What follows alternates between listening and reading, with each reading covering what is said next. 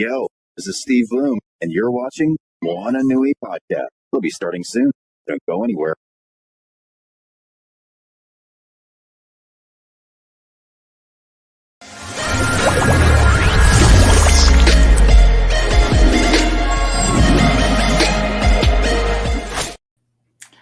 Aloha mai kako, everyone. Welcome to the Moana Nui podcast. Tonight we have an amazing panel. I'm really excited to welcome these wonderful members of our creative community, particularly putting a spotlight on our cosplayers tonight.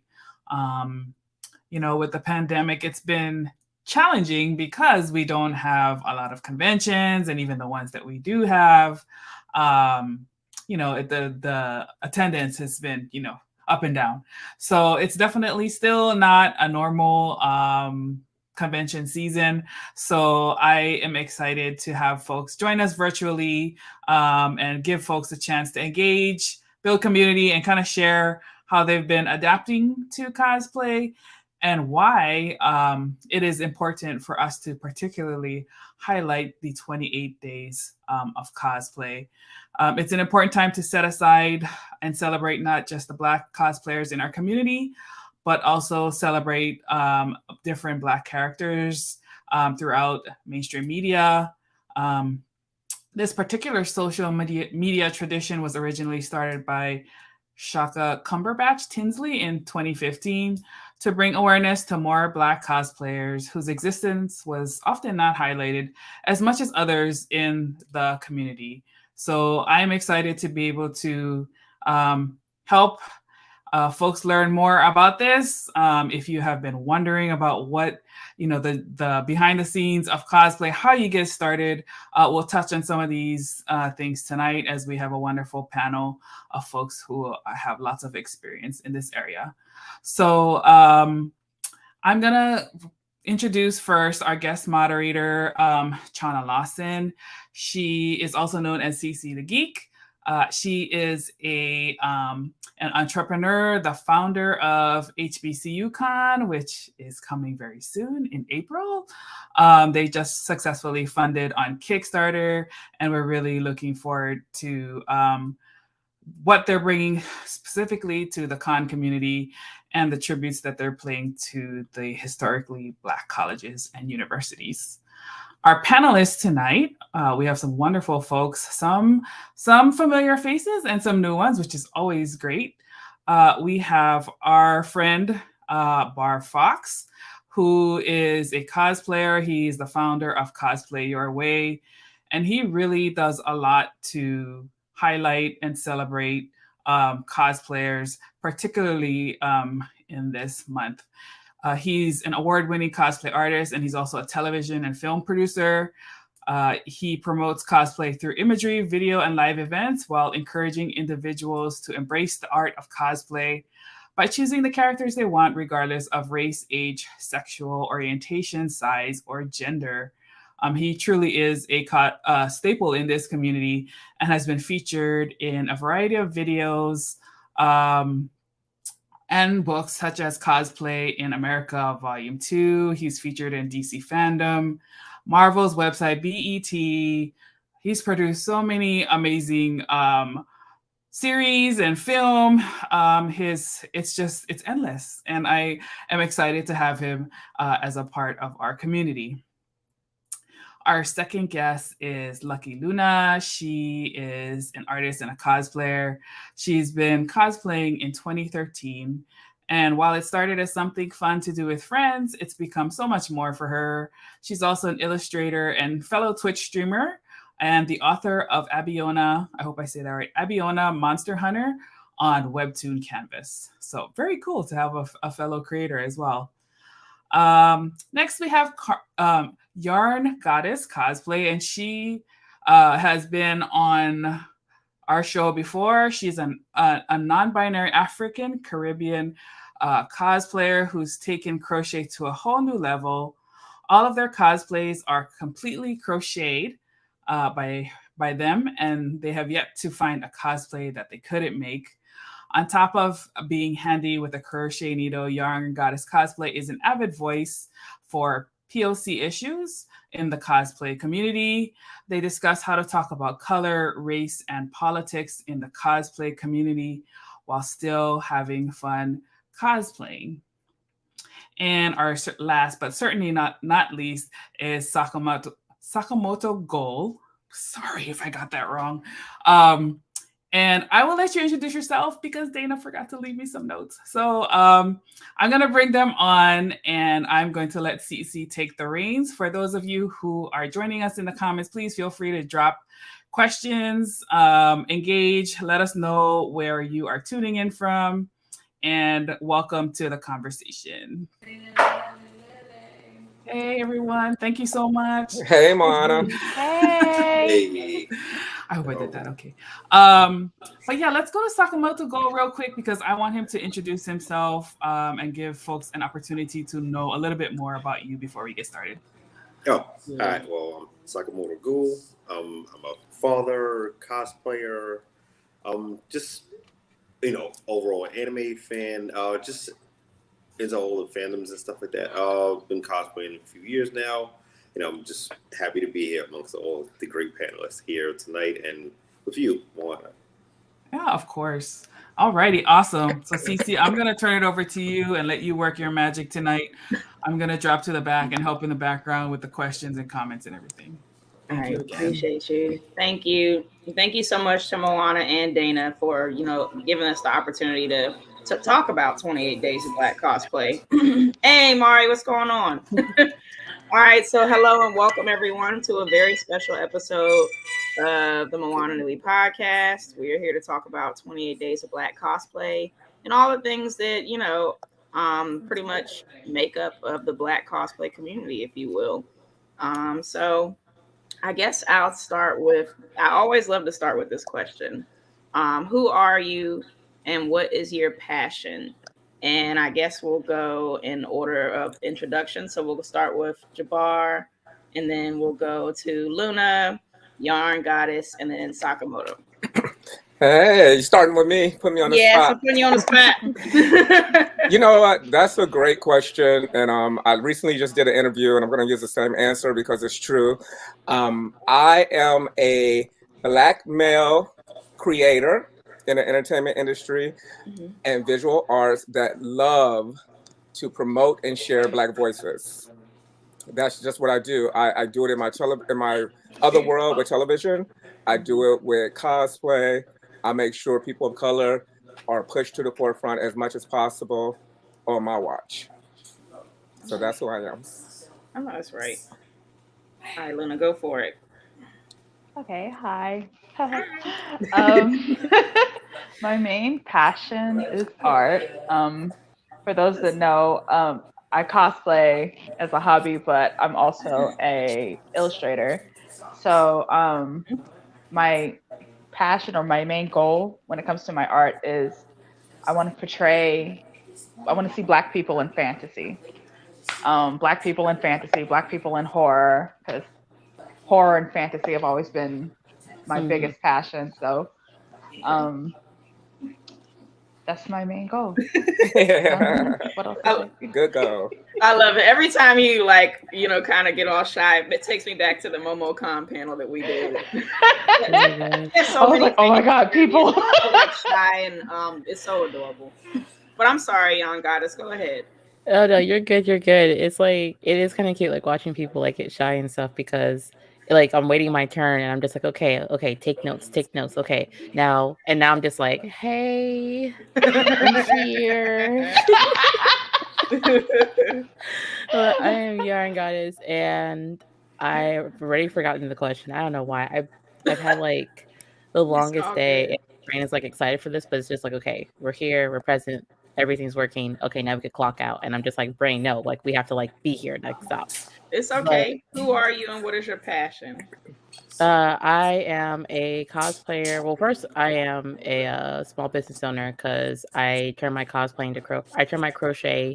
into cosplaying, and then turned that cosplaying into a full-time business. I've been in business for the last going on 7 years in August, and I crochet everything. Like like as far like my passion goes, it's like I crochet everything, but I think the last 3 years I have really been pushing more so to see crochet on every body type because I don't know what happened. Like I woke up one day and I was just like, why are all the crocheters small and skinny? Why don't I see any plus size crocheters? And then I started like delving more into the crochet community and fiber arts community. And now this year I'm just like on a rampage to show black bodies in crochet, plus size bodies in crochet, just everyone who's forgotten in crochet. I want to see y'all in crochet. So that's my passion / warpath right now. Okay, I'm here for it. All right, Mr. Ghoul, go for it. Right. I'm me. But I'm. That's a very New York answer. right. I mean, I guess I do this mostly, as a hobby and stuff like that.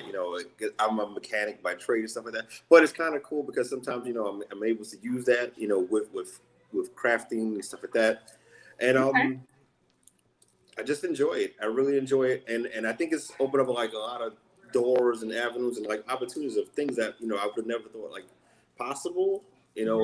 Like just from just being involved and just networking. I guess at the right times, at the right places and stuff. So, I mean, I truly enjoy it. I really love it for what it is, and it's been great to me. It's been great to me, and I'm just so happy to be sitting here with you guys and stuff like that. And and it's so amazing. Like it's like, oh my god, like I'm so fans of these people that and I'm just here with you.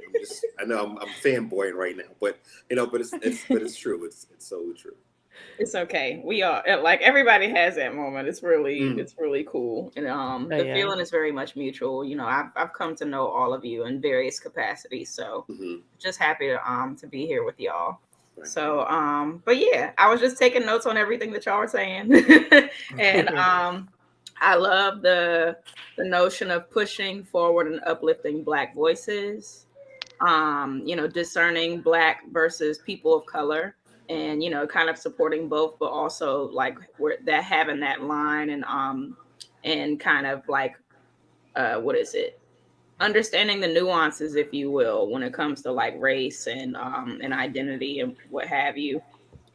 Black people in fantasy and horror, uplifting Black businesses and creatives, body positivity, and cosplay and fashion.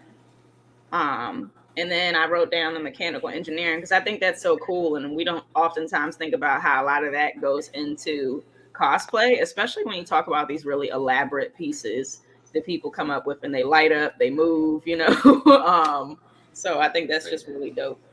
But yeah, and I also wanted to take a moment to highlight and uplift Chaka Cumberbatch Tinsley, who I don't honestly know personally. I don't know if any of you all do, but I did like take a moment to highlight them and just celebrate them. I do follow her from what I know. Like Chaka mostly like skates now, so that's like the vibe that she's on. But I don't know if anyone has anything to speak on about her, or I don't want to put anybody on the spot in particular. Didn't she recently do a ad with Nickelodeon highlighting Black cosplayers? Because like I know like she mostly, from what I understand, she kind of mostly keeps to herself because like I know she does work with Google, she works with like she's corporate, but she's a cosplayer, and I think the hashtag kind of like took on its own identity online. And even though like she created, I don't think she engages with the cosplay community the same way. Like she's still uplifting and pushing us, but she's also just like, hey guys, I like, I work with Nickelodeon. Like right. I think part of it is like her occupation, because I know she works in social media.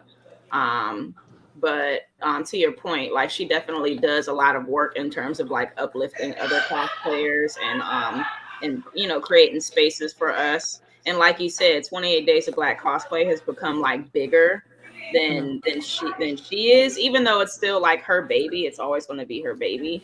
But yeah, I just felt like that was kind of, I wanted to like touch on that because I feel like we talk a lot about 28 Days of Black Cosplay, but we don't really, there isn't a lot of discussion and highlight on the actual creator of it. And we can kind of talk a little bit more about the nuances of why that stuff is too. But did anybody, I don't know if anybody else had any thoughts on that before I kind of take it. to the next No, question. I want to meet her. I want to meet her when, Yeah. Me when we get the too. opportunity.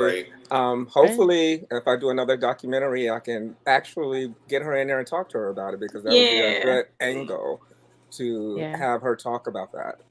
Yeah, definitely. Yeah, I would Yeah. love to just have a conversation with her, like just in general. Skating I is know. rad. I feel like with her like creating the hashtag, like the fact that like a lot of people don't know like who started it. I don't want to say is the point, but like Mm, the hashtag wasn't about her. It was that's about true. highlighting and uplifting, Black cosplayers and doing it for 20 days of Black cosplay. Like, I feel like now, like, we're beginning to, like, put her name forward and being like, hey, she started this, a Black woman started this. Mm-hmm. But the fact that it kind of like took off and then the cosplay community just accepted it so thoroughly, I feel like is almost like success in its own way, because she said she wanted to promote 28 Days of Black Cosplay. She didn't say I want to promote Tinsley, the founder of 28 Days of Black Cosplay. Right, Like, right. Yeah, I can definitely understand that. Like, like the whole point of you creating this hashtag wasn't like self-serving, right? It was so that you could uplift the community. From a community standpoint, like I can kind of see both sides of it. Like for Shaka, it's like, oh, I'm not in it for the glory. I'm just in it to help, give glory to other people.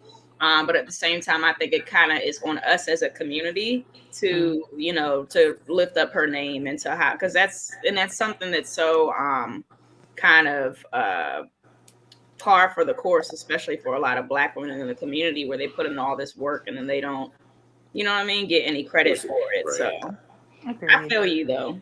I feel you, young guys. Mhm. Right. I'm with you on that.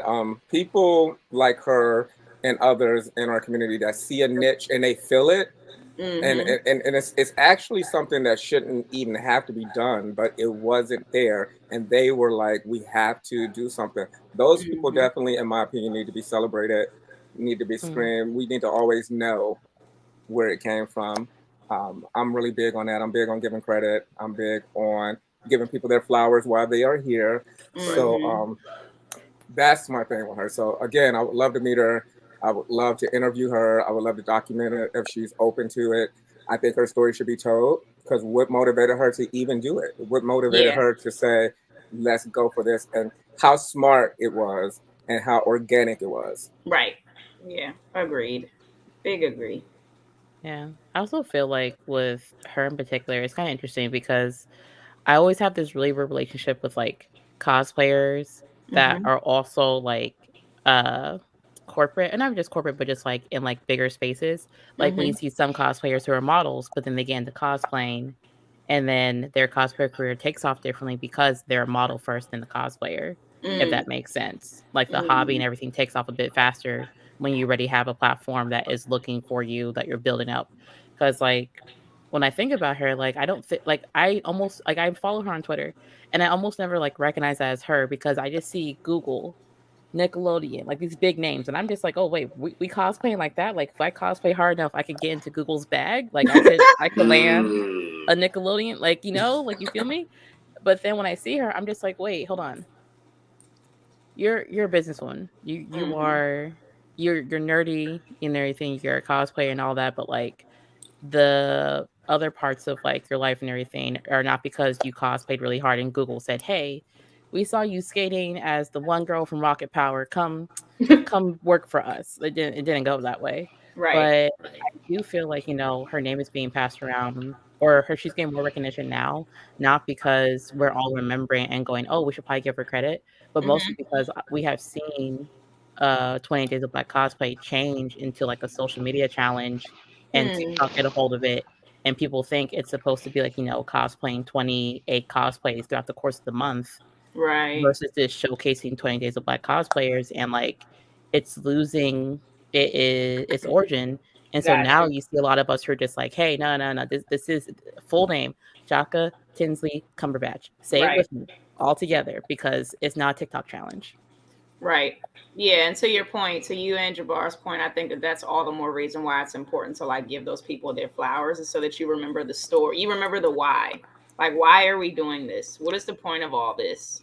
And once when you are able to kind of retain a hold of your why, that helps you, you know, keep you from losing sight. Because I was talking to another friend of mine who's a big, you know, like influencer, entertainer, comedian, if you will. And she was talking about how, yo, it's so easy. Like, it's so easy to get caught up in the likes and the, you know, all of that stuff. And, you know, this is coming from someone who's got 500,000 followers. So it's like, yo, it's real, the pressure. And especially now where, you know, there's the capacity to like make money, make some real money, and potentially earn like at least somewhat of a living out of this. It's very daunting for a lot of people. And when you hyper focus on that, it can take the fun out of something real quick. Yeah, it seems like it's becoming more of a job for some. Yeah. For some, I'm not saying I stay low, so I stay low, so I don't know. I don't have those problems, but it definitely is true. I can see how that can be problematic sometimes. Yeah, trust me, I run a con, so I know. Like it can become like work real fast, and then, you know, using all your resources, focusing on the work itself, it's hard to you know, it's easy rather to lose sight of the organicness and the fun part and why you started in the first place. So and as you level up, you get into situations where you have to deal with people in the marketing teams, and they're bringing you on as ambassadors for their projects and their stuff. So we get these contracts now, and there's certain things we can't do. Morality clause. It can turn into a real interesting walk. But I just recommend that everybody keep it fun, keep it playful as much as possible. Stay true to the core, and introduce yourself to new people and new things, especially new people coming into cosplay. I love them so much, because if I lose a little bit of why I did it in the beginning, these people are coming in so fresh with fresh concepts and ideas. It's easy to get reintroduced to it and look at it again through their eyes. So I'm so big on new cosplayers all day. I invite like half new cosplayers to my photo shoots because I just want to see their take on everything, and just to teach me again, to bring me back down. Because I've been doing this for a while. Right. Yeah, I was gonna say, like, I've been cosplaying since 2011, and why you cough like that? We say that. Listen, because like I'm getting to that point where like I turned 30 this year, and I have officially, like, you know, like when like you see a new app, and then like it's not innate, and then you just like hear in the back of your head, like, you know, the bell toll or whatever, like it's your time now, because this is where the social media gap begins. And I remember having to like look up tutorials for TikTok. And I was just like, Snapchat came naturally, Vines came naturally, Musically came naturally. I could use it all without thinking about it. And then TikTok happened. And I was like, how are y'all doing these transitions? Someone put tutorial, someone show grandma how to do this, because I want to be like the cool kids.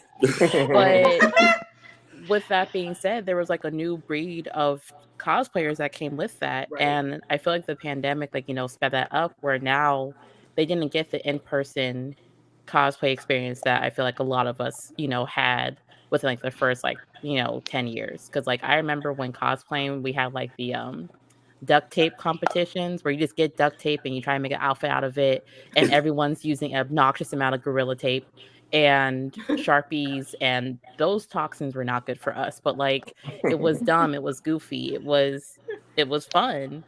And then I see a bunch of like newer TikToker or newer cosplayers get on board, but because of the pandemic, they're on TikTok, they're on social media, and then they see how, like, you know, one girl could be like, hey, look at my Five Nights at Freddy cosplay, has 500,000 views. And then we get on board, and then we go, hey, look at, like, you know, my Five Nights at Freddy cosplay, it gets like 500 views. And you ask yourself, why didn't I get 500,000 like the other person? And I feel like social media, especially right now with the pandemic and having to like be online for the sake of safety, sucked a lot of the fun out of, like, you know, cosplaying, because, you know, you want to be rewarded. Like, even for myself, like, as much as I've been on social media, like I have a whole marketing degree in social media. And as much as I know that it's very much a stimulant, and like when you get the likes and get the follows, you do want to post more, you want to do more, it's also depressant, because like when you don't get the likes, you don't get the posts, you find yourself going, oh, it's not the algorithm, I'm the problem. And you're just like, it's the algorithm, it's never you. But like, tell that to a 13-year-old who wanted to cosplay from Five Nights at Freddy's. Yeah. I think part of it, like you said, it's so, and especially post pandemic, right? Now that we're in a pandemic, and we're not gathering as a community, at least not in person as much as we used to. It's all the more easier to get caught up in the social media like wind tunnel, if you will. And we're kind of more reliant on various forms of social media to kind of like keep us busy or to entertain us, if you will.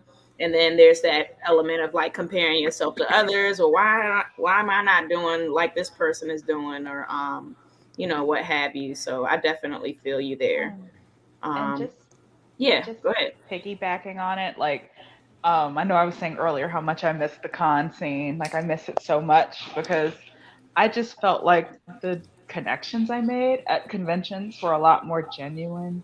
There's been, and I don't want to come off, because I'm not trying to come off as a hater or anything like that. 'Cause I love all the newcomers, but there's been a rise of the influencer cosplayer movement, and speak on it. I didn't want to say it, but there's been a lot of people who are like, you can't cosplay this character because I cosplay this character first. So if you're gonna cosplay this character, you got to give me my credit.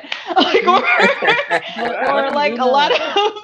But Lucky Luna, like, do you remember like back in the day when like someone would come out to the con floor and be like, "Hey guys, I'm cosplaying Raven from Teen Titans. I want every single last Raven within the 5-mile radius to take a picture with me right now." We would all take group photos and we would just like run, or like all of the trains of Deadpool cosplayers, and they would like do a conga train like around the con floor. Like it was just so much more fun. And I feel bad for some of the new cosplayers or the newcomers that came on during the pandemic, because I was like, I feel like they're missing like that camaraderie. Yeah, I feel that. It is a camaraderie, because like I remember, like I think it was I like to cosplay Chell from Road to El Dorado.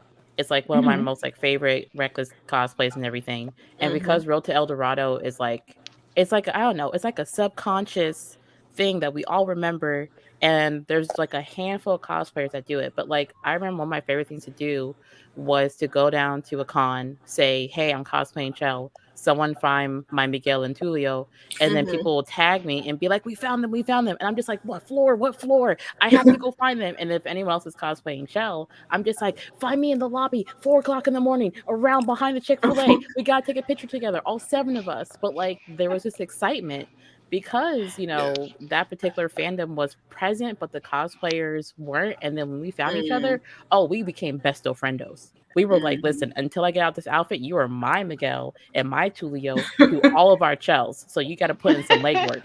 Okay, there's 9 of us and 2 of y'all. You need to strum for your life. Like, but I don't feel like we have that, like, especially online. Like, it's just all very, and I don't want to, I don't know, I study social media a lot, and I still study a lot because like I run a business, but I feel like with a lot of algorithms, they reward drama more than they reward fun. So you find cosplayers, having their stuff pop off and everything on social media because they could simply go, hey, this person copied me because I did body paint and they did oil paint, and I feel like this is not fair. And then cosplay community implodes. And then next thing you know, the video has like 500,000 views. But that's not the cosplayers. That's the algorithm not rewarding fun stuff. Right. Yeah. Like, small confession, like before the panini,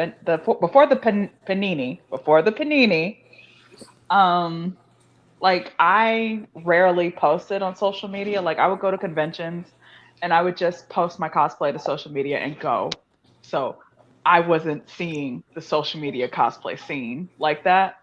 So when I first made a Twitter in like 2018, and when like in 2020, when I'm on Twitter more often, because I wasn't really on it there. I just created it and I posted a few things, and then like I just wasn't on it like that often. But now it's a pandemic. I don't have anything to do but be on Twitter.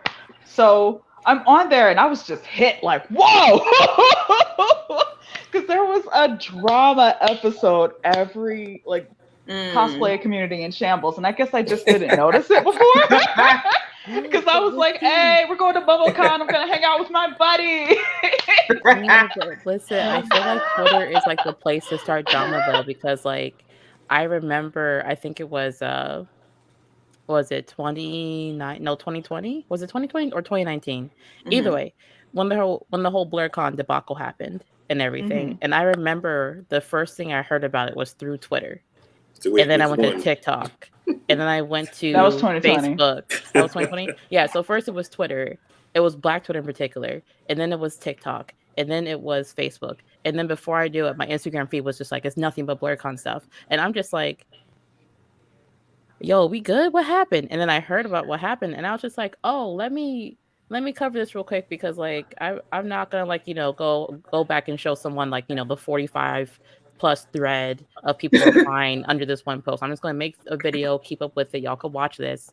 But then I remember like watching my videos outperform and I was just like, oh crap. YouTube, do you only reward drama? What is going on here? But I remember it like took over the airwaves like completely. And I'm just like, okay, this is like, cool, like, whatever. Social media engagement is nice, but like we literally had nothing else better to do but indulge in this. And the way everyone made a TikTok video about this, I was just like, people who don't even cosplay were just like, did you hear? And I'm like, you don't even go here, my guy. Like, so I'm gonna piggyback on that because I was a part of all of that. It was really interesting to see how many people wanted to interview me, wanted me to come on their show, come on their podcast to discuss that. But those same people said nothing about my first ever Black documentary that I released. And in the same year. In the same year, the same exact year, I released a documentary pushing Black people, the first of its kind. Crickets from a lot of people. We do BlurCon.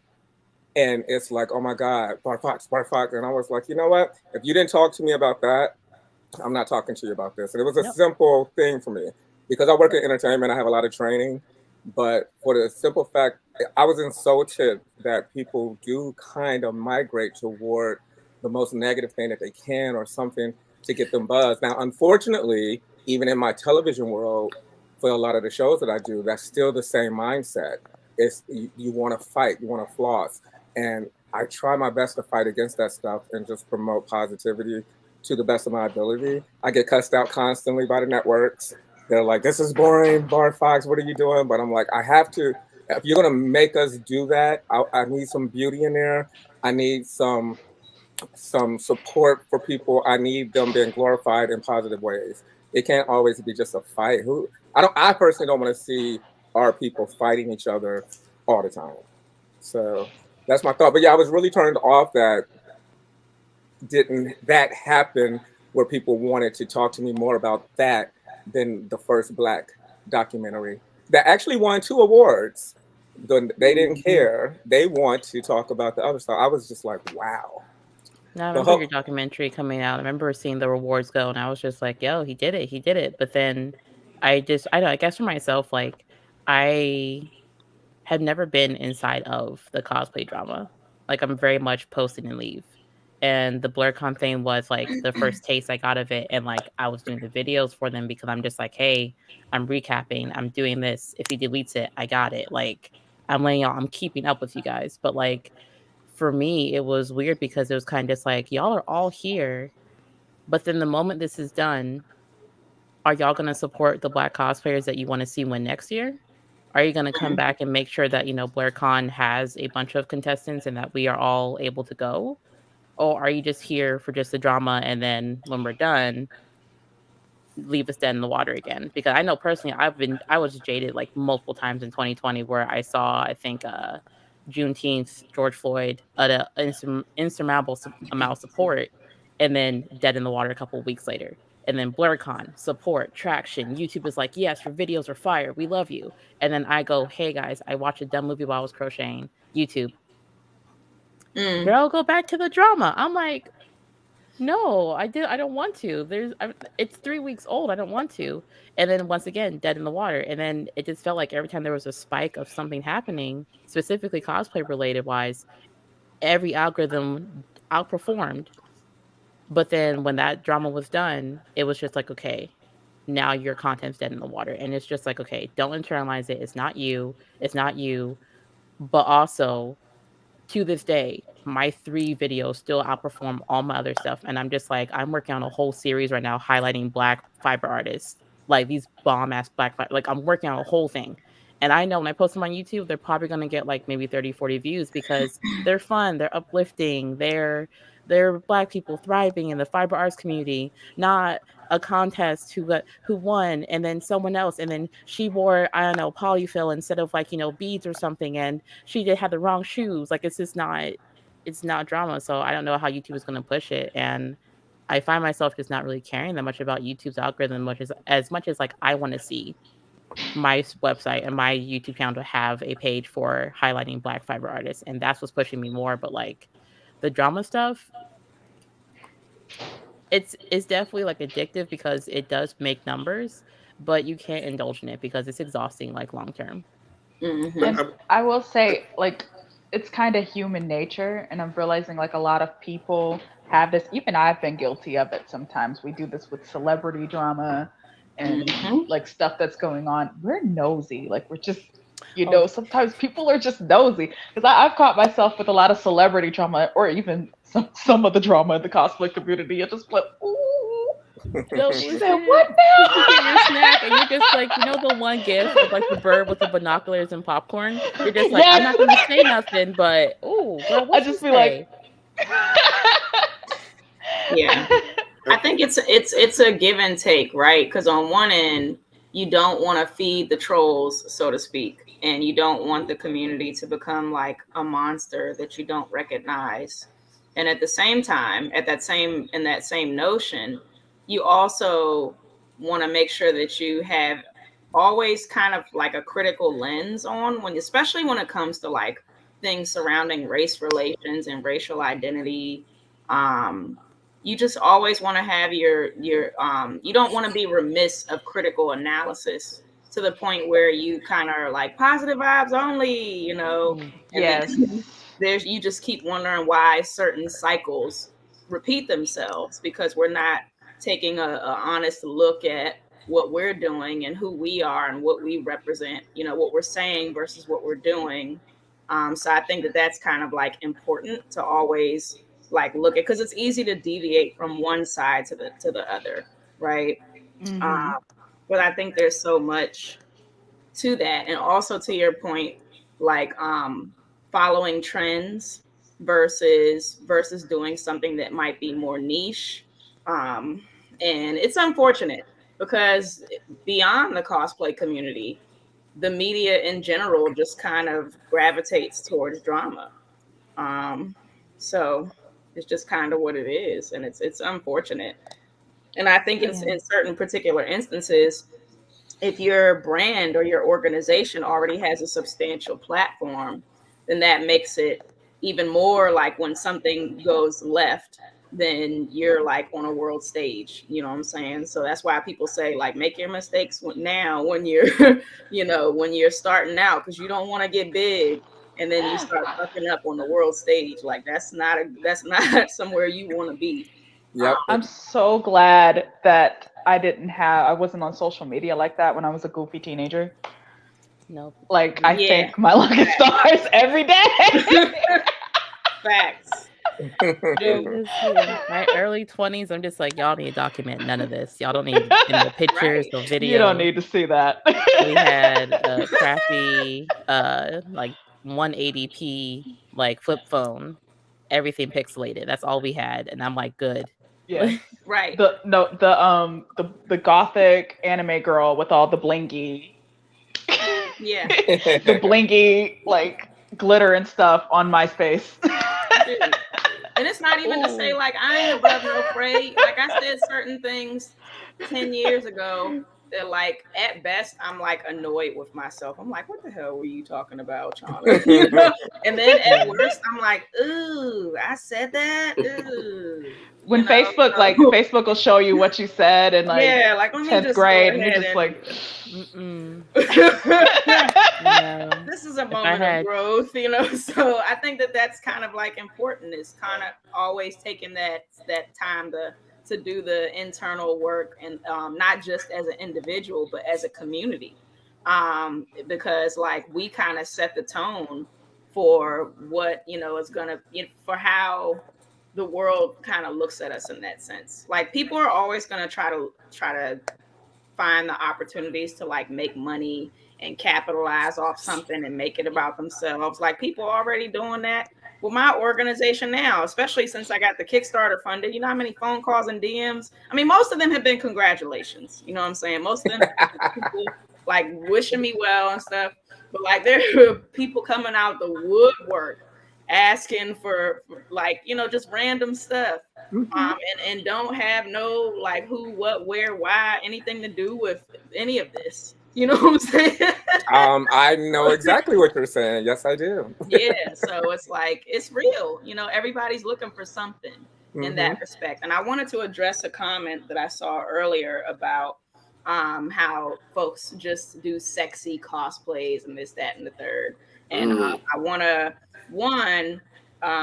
say it's important to like discern a person's like character and their intent versus how they present themselves and how that might resonate with you, because sex work is real work, one. And then two, just because it might, like, what is sexy?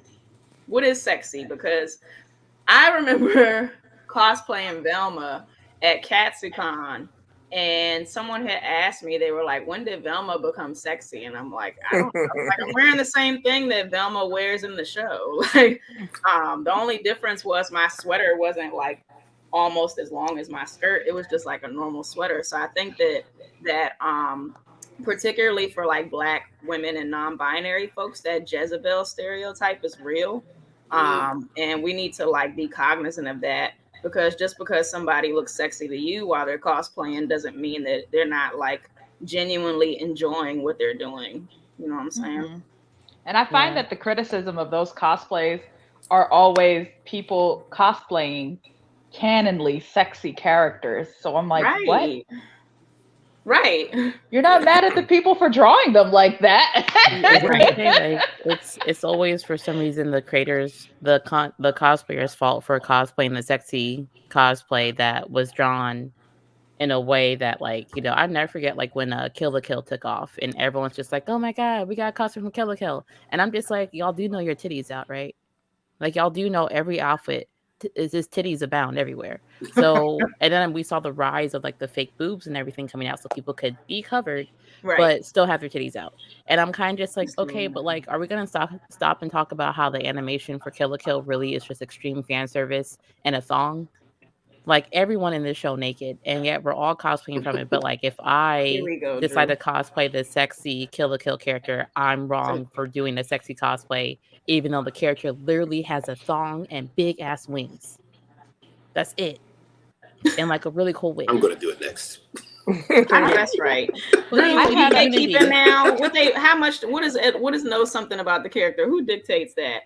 And then to your point too, Yarn Goddess, then there's that whole like race thing where like if you're a Black person cosplaying a character, especially a traditionally non-Black character, you're the ghetto version or you're the hood version. You know what I'm saying? Especially if you don't pass. Or the SJW version. There's that element there too. Or the SJW version. What is SJW? I'm not familiar. Social Justice Warrior. The first post I made on Twitter was my Samus cosplay. And because I'm plus size and Black, I got called the social justice version. And probably because you got locks too. And I had locks. But my locks were blonde back then. But yeah, they was like, oh, it's the SJW version of Samus. Wow. I've never heard that. I was on Twitter for 2 seconds. I said, oh. I still love the fact, I think it was, I want to say it was Blacktober last year, because like it was Inktober, but then the guy who did the hashtag Inktober is like actually like garbage. And people were just like, okay, what can we do instead? And people were like, okay, Blacktober. And I will never forgive Black Twitter for doing this, because every artist was drawing their favorite characters as a Black character, and then someone somewhere said Negroification beam, go, and I was like, And then the artwork was fire underneath it. But it was just like Sailor Moon, transformation, ta-da, now your favorite character is a black person. And I'm just like, I can't say negrification beam. I like it though, but like you guys, can we think of a different hashtag for Blacktober? But also the artwork is fire. But Black Twitter, please, like can we do something Right. different? Like I'm looking up the hashtag to get the artwork, but my search history, Twitter, please, like. Facts. Can we read your hashtags out loud before you use them? Listen, I'd be like, what's going on Twitter? Well, you see, I got this censor beam. Like, what was that? A redacted beam. I'm like, girl, let me type it in. I can't listen. Lord have mercy. Well, I'm glad you guys are like really hitting a lot of the questions that I was going to ask too, because I was going to talk about addressing anti-blackness and misogynoir, transphobia, homophobia, not just within the cosplay community as a whole, but particularly within the blurred or black nerd community. Do we have 3 hours? Yeah, Do we have 3 hours? Because you covered a lot. I mean, we kind of already started to digest it, like in this, especially when you guys talk about social media and the whole kind of like capitalization of cosplay. Like, no community is a vacuum, right? So any like phenomenon or any ism that we experience in the outside world is going to eventually find its way here. That's why we're creating all these platforms. You know, that's why we have these spaces. That's why 28 Days of Black Cosplay exists, is because, you know, these things are very real. And, you know, as much as we kind of want to beat around the bush in that sense, they're also like very internalized. So that's why a lot of times when you get these comments, it can come from your own people. You know what I'm saying? Like, it's wild. So yeah, I just felt like that was important to name that. Also, speaking of like, you know, other factors leaking into every community, I was thinking about like how with like the TikTok, I remember when TikTok first started, and I was like kind of meditating on whether I wanted to make one or not. Mm-hmm. And all these people who were, I would say, of the conventional beauty standard, we're like, it's so easy to blow up on TikTok. Anyone can do it. And so, like, when I tell you how I was humbled when I tried TikTok, I was like, oh, anyone thin and light can do it. Anybody thin and white and Eurocentric features. Like, okay, I see. No. Okay.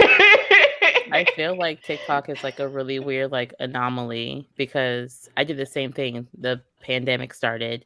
I was like, hey guys, I'm on TikTok, but I'm mostly here for like, you know, it's and giggles. I'm not taking the platform seriously. And then I remember I had showcased some of my cosplays. So I was like, hey, here, I like the song. Here are a couple of my crochet cosplays. You know, here you go. Do whatever. And then it blew up.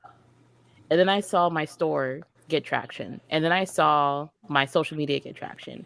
And I was just like, oh, crap. I got to use TikTok for real. And then I got back on TikTok, and TikTok was like, no. We gave you your views.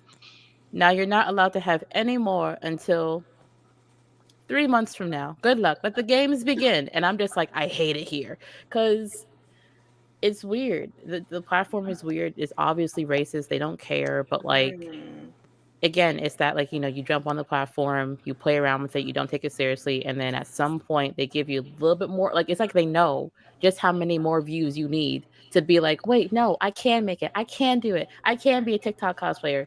And then they just like beat you. Like they just like hurt you and everything when you think you can make it on there. And then anyone else who says it's easy, you're kind of just like, no, it's not. Like it makes me think about that Forbes, you know, how they released the Forbes list of all the top earners on TikTok and how none of them were Black, you know, but then you have like, who's behind all these trends? You know what I'm saying? Like literally any and every possible trend that you could think of, we had something to do with it. So it's like, if you go on TikTok and go on the For You page, everybody from like time, like it takes a minute for you to find like a couple of Black faces on that For You page. It takes a minute. That's why we do what we do, guys. That's why we have 28 Days of Black Cosplay. That's why we have Cos Noir with Cosplay Your Way. That's why I am doing my show that's airing now. Hopefully you guys are checking it out, where I'm pushing Black voices for the TV show March. This is why we do that. People are not going to hand us anything. They never were. They never did. I was lucky enough to crash and burn early thinking that was going to happen. And I was taught that it was not going to happen. And I was in a position to create avenues and lanes to the best of my ability. Now, I'm only one person, but you're one person, you're one person. The more we do stuff, the more we push stuff, the more it's going to get out. When I started cosplaying, there was probably 5 of us in the room of color. Okay. I've seen that grow so much over the years, and I'm so excited for it. I mean, we didn't even call it cosplay back then. I think we just put on costumes, is what we called it. But I'm not saying it's enough, and I'm not saying that we don't have a long way to go. But what I am saying is that with HBCU Con and all the stuff that you guys are doing, and Cosplay Your Way and Cos Noir and all this stuff in the Cosplay Your Way documentary and all the things we're doing, we're finally getting in front of people and saying stuff. Now, in my industry, there's a new craze to make sure Black people get heard, Black people get seen, Black voices are shared. It's almost in a contract. It's a non-said contract in the TV world right now. Yeah, part of me is like, it took this long to get there. But the other part of me is like, you know what, it's deserving. And not only are we going to take you up on this, we're going to show you why you were stupid to not make this a thing anyway. And I believe in taking those opportunities and just really remixing it and making it blow up bigger and better than they could ever imagine, and taking the power away from them. Because thank you, Mr. Foxx. You're welcome. I like that energy. I was going to say, I feel like there requires a certain level of balance though with it, because like I know for myself, like I definitely appreciate those around me doing everything they can to, like, you know, push Black cosplayers forward and get, like, you know, the views, the reach, the engagement and everything. But I learned about this term this year called self-care, and it's okay to just like stop and realize you're tired. Because I know for this year in particular, for like 20 Days of Black Cosplay, I didn't do anything. I was just like, I am tired. I have survived yet another year of this Ponderosa, and this, I will call it everything, but one of my friends called it a haunted pizzeria, and I was like, listen, this Domino's got ghost in it, but like, practicing vocabulary, you know. But I think it's just like, you know, I always question the Black community's I guess hyper focus on like our value and our worth when it comes to being productive 24/7 in spite of everything that we're oppressed by. And it doesn't mean like, you know, it's hopeless that we won't make it. But I think we do need to stop and, like, you know, say, hey, I'm tired. And for maybe the next 2 weeks, maybe the next month and a half, I am not going to go and above and beyond. I'm not going to do anything. Like, if I feel like it, I will. But if I don't want to, I'm just not. And I feel like, especially like, as you know, I'm non-binary, but like I'm still femme presenting. I feel like, you know, Black women get demonized for even having this idea in their head to think that we could stop for a second because we're supposed to save the world. We're supposed to stop the racism, the isms, the phobias, everything. And I'm just like, I can't. I keep telling people, I'm not Bob the Builder. You got the wrong one. My utility belt is missing. It's been missing for the last 6 months. Girl, I can't make it to Home Depot because I'm gay. You know, I can't do it. You know. I totally agree. I think self-care is definitely what we should always do all the time. I have to say though, I was the opposite. I went a whole year and a half. I'm like, where are the pictures? Where's my photo? I called people. I had a safe space. I rented a bigger space so it invited less people, so we could get these shots done, because I was like, I want you to still put this energy into cosplay if you want to.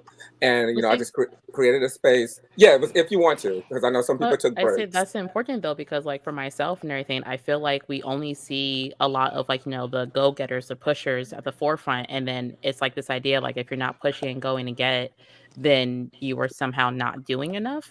And I could be like, nah, man, Jabbar got like 9 different documentaries going. I'm gonna take a nap real quick. Jabbar, call me in when you need a nap. I'll take over when I'm ready. Okay. Exactly. And like, we'll just do that. But like, I want to see more Black cosplayers make it to the forefront and say, hey, I'm tired and I'm going to give you the bare minimum. Listen, I hit rock bottom last year when I caught COVID. I had COVID and I still was trying to do, because Hot Topic sent me this Harley Quinn cosplay. So I'm still trying to do this influencer stuff for Hot Topic.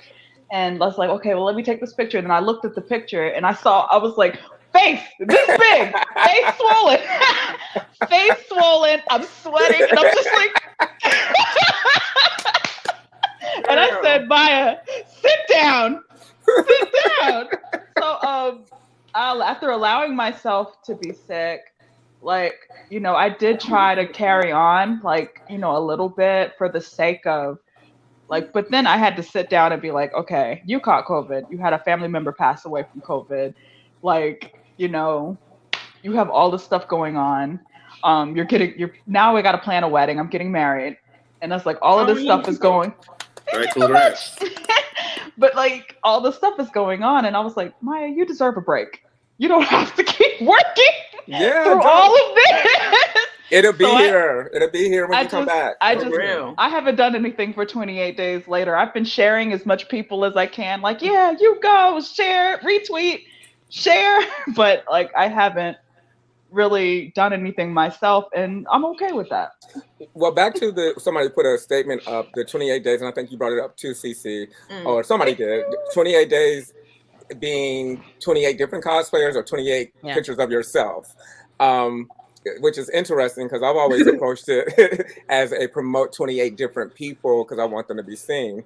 I guess you could put on 28 cosplays yourself. I mean, I'm not against it, but you know, teaming up with Andrew Michael Phillips and doing the Cos Noir thing, I think is really important to push as many new cosplayers, especially people coming into the cosplay world, as possible. So I approach it from that perspective. I'm not putting up 28 pictures of me. I don't want to see me 28 days in a row. I know you don't want to see me 28 days in a row. So I'm really big on putting up 28 different people. I'm not saying that it is, you can't do it the other way, but I think that's what it was for, and that's the one in the lane I'm sticking with. Agreed. Yeah, and I think that was why folks started going back to interviewing Chaka about, like, well, why did you do this? Because that was kind of the point, was that, you know, and it's nothing wrong with it, you know, especially if you're a full-time content creator and you got to push first, like, that's Black History Month. Let me tell you, like, if you have a Black business or a Black organization, Black brand, whatever, February is your month. Like, February is your month. Double down. You get unforeseeable reach that you will not otherwise see any other time, unless it's like some, you know, like super viral thing that you do and it's like a 1 in a million type deal. And it's you know, real. And I know that, having worked for Black businesses outside of the community too, where they're like, yo, this is our time. Like, this is where we make most of our profit. New impressions this month. You get a lot of new impressions this month on whatever you're doing. Right. So I totally get that. But then also, you know, back to our earlier point, remembering the why. Like, why is this a thing? And, you know, like you said, especially now, with us not, you know, going out as much and having to think twice about going out and getting vaccinated and this, that, and the third. It's like, we need to be a lot more intentional about being in community with one another. We really, really do. Agreed. Thank you. Great. Appreciate y'all. I'm reading the comments, y'all. This discussion is just getting so good. I see that folks were chiming in, though. Make sure we continue to push ourselves. Yes, that is true. We have to push ourselves. To make everyone mad. Highlight that it's okay to be Black and not always. Agreed. I agree, Saba. You've been on the money all night. I've been reading your comments. I know, dope. I love them. I'm reading them too. Yes, no, they're the best, yo. They're the real MVP. Yeah. But yeah, I'm sorry. It looked like did Moana just say we need to wrap up? I thought I just look, I know, like I was waiting for my 2-minute warning. Yeah, I think she sent it. With this group, we could talk all day, which I love. Right. I think she's gonna wrap it up. Yeah, no, I thoroughly enjoyed this. But yes, I would like for you all to go ahead and shout out your social medias. Tell folks how they can find you. and like what things you got coming up. So go ahead. We'll start with Jabbar, Luna, Yarn, and then Sakamoto. Hey, okay, so I am Barr Foxx. You can find me on all social media at Barr Foxx, 2 R's, 2 X's. You can watch my television show that I'm producing right now, airing on the CW, called March. It is about HBCU bands, Prairie View, so check it out. My documentary, Cosplay Your Way in Color, is going to be played at Comic-Con Africa, so that's coming up. And then you can also find it on Freely TV. And I am also putting out an amazing 28 days of cosplay. Please go to Cosplay Your Way and check it out. But you can also follow me on Cosplay Your Way. It's called Cos Noir, teamed up with photographer and visual artist extraordinaire Andrew Michael Phillips. The pictures are so dope. Everybody looks so good. Check it out, share it, comment, and hopefully we can work together in the future. All right, I know that's right. Go ahead, Lucky Luna. Yeah, I'm Lucky Luna. On all my, well, if you type in Lucky Luna, I'll pop up like this. So I know that is your personality in a picture too. I love your name. I meant to tell you, the first time I saw your name, I was like, that is so dope. Lucky Luna. I love it. Okay. I'm a Sailor Moon fan. But we live by the moon, we die by the moon. Yes. So Lucky Luna, I have a webcomic on Abiona, it's called, I have a webcomic on Webtoon Canvas called Abiona Monster Hunter.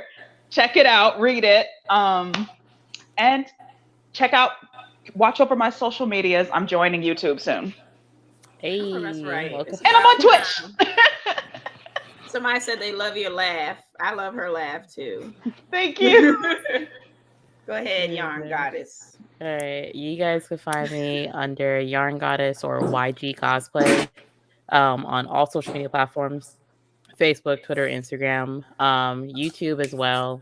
I'm not even gonna hold y'all. YouTube algorithm is pissing me off, so I've been pulling away from them more so lately. But you can find me on Twitch 3 times a week on Mondays, Wednesdays, and Saturdays because I like it over there. Twitch rewards my goofy and off the wall behavior. Because this month in particular, for Black History Month, I'm not sure if you guys are familiar with a Black Lady sketch show, but yes, so y'all know the Hertep? No, but I can imagine that visual. Oh yes. Oh, so I had to join my fellow sister in her fight against the Black alpha males and their podcast, and I started doing my Hertep Wednesdays for the month of February. Every day, and we come to church, we have a good time, we roast people's cooking ability. It became a whole identity that now is part of my Twitch streams, and I have regular church music that plays. We have a whole yarn blessing, if your yarn's not working right, we have a whole blessing in my channel for you guys. My Twitch is so painfully chaotic, but in the best way possible. So definitely go check me out on Twitch and YG Cosplay on all my other platforms. That's what's up. I know YouTube is a slow burn, but just keep at it. I know it's hard. Still do your Twitch thing, but my thing with YouTube is I know how the algorithm works because I know that they reward drama, and my best videos, I could get traction, I could get monetized. I could get monetized in a month, but I refuse to play their games. So I'm just y'all gonna get this fun, happy content. It's gonna take me 3 years to get monetized. I know that's right. Go ahead, Sakamoto. Sakamoto Ghoul Cosplay. I'm only on Facebook and Instagram right now. Also, it's just crazy. But I'm gonna get there. Got new content coming and stuff like that. I've been working. I got kids, so I'm always busy. But I'm always working on something. Something always get done. I'm like, yeah, it's done. I'm gonna reveal it one day. I'm like, all right, it's coming. But yeah, new stuff is coming. Working on stuff. So be some big surprises coming this year. We're looking forward to it. I know that's right. He said that with his whole chest. He's like, I got kids. I got kids. I got kids. You don't understand what it's like. No, I felt that. Thank you all so much. This has been so much fun. Of course, you can follow me at CC the Geek on pretty much every platform except for Twitter, which is CC the Greek Geek. And of course, we have HBCU Con. It is right around the corner, April 29th through May 1st. on the campus of my alma mater, Bowie State University. We are having a step show. We are having a fashion show. We're having a gaming lounge and tournament. Just a lot of really dope stuff. Of course, Artist Alley and a lot of dope panels. But just really looking forward to bringing y'all a really dope, unapologetically Black event. And yeah, that's pretty much what it is. And thanks so much again to Dana and Moana Nui podcast. This is really awesome. You guys are so wonderful. Thank you for always creating space for Black and Indigenous people in the community. Man, it means a lot. And happy Black History Month. Happy 28 Days of Black Cosplay. And Chaka Cumberbatch, we love you. Yes. Bye-bye. Bye. Bye.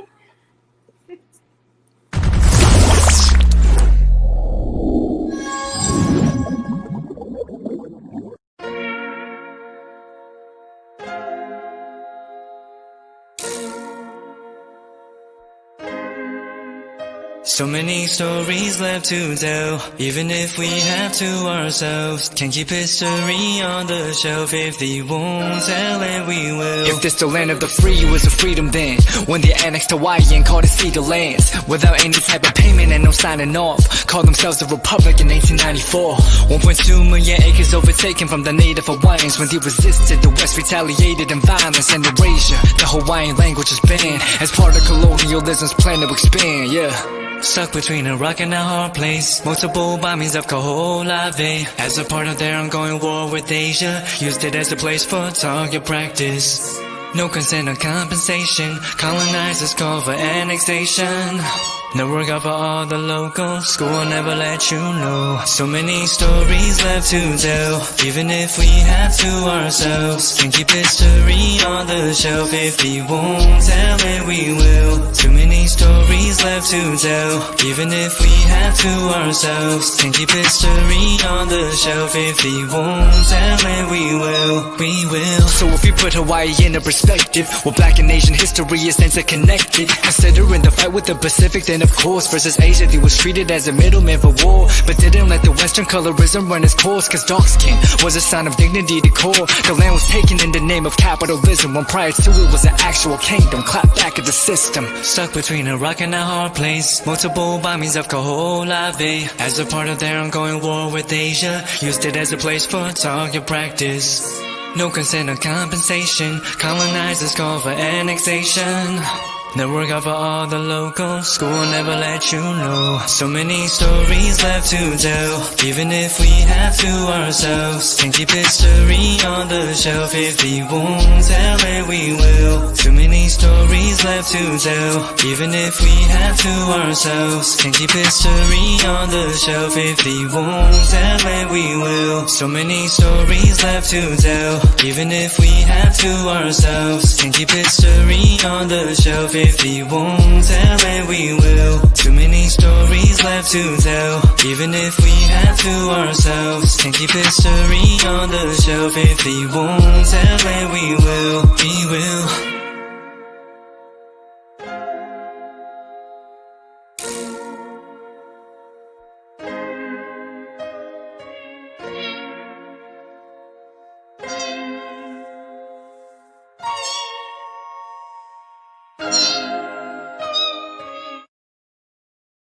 I'm Steve Bloom. I've been a voice actor for more than 30 years, playing characters like Wolverine, Starscream, Tank Dempsey from Call of Duty. With Foxx Studios, I've learned so much about myself.